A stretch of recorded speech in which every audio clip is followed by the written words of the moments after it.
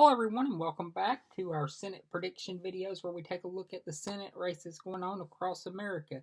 And tonight we take a look at the Senate race in the Commonwealth of Virginia, and the seat currently held by the Democratic Party and Mark Warner. Warner is in his second term in the Senate, and he won re-election in 2014 by less than 1 percentage point.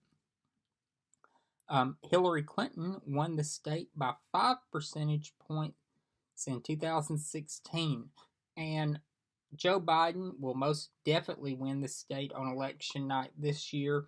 For the past 3 election cycles, Virginia had been considered a toss-up state, a state that was trending blue, but they considered it a toss-up state. That is not the case this year. It is in my opinion, back to being a reliably blue state, and is going to be that way for a while.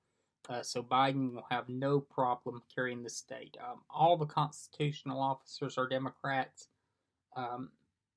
Both senators are, and the congressional delegation is heavily represented by members of the Democratic Party. So let's take a look at the 2 nominees. The Democratic nominee is the current incumbent Senator Mark Warner. Warner is seeking a 3rd term, and he was the former governor of the Commonwealth of Virginia prior to serving in the Senate, and serves as vice chairman of the Intelligence Committee, and will serve as chairman if the Democrats win control of the Senate. Daniel Gade, a veteran of the War on Terror and a PhD holder, is the Republican nominee. And Mr. Gade is a very inspiring story, an amputee, and this is a run at political office for him. He had prior to this, he had been appointed to serve on the Equal Opportunity Employment board, but he withdrew his name, citing the toxic political culture in Washington.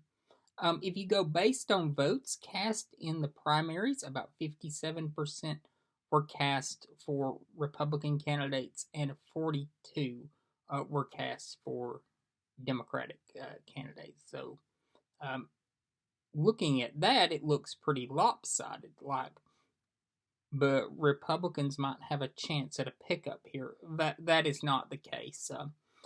Warner ran unopposed in his primary, and in the Republican primary, it was a contested primary, and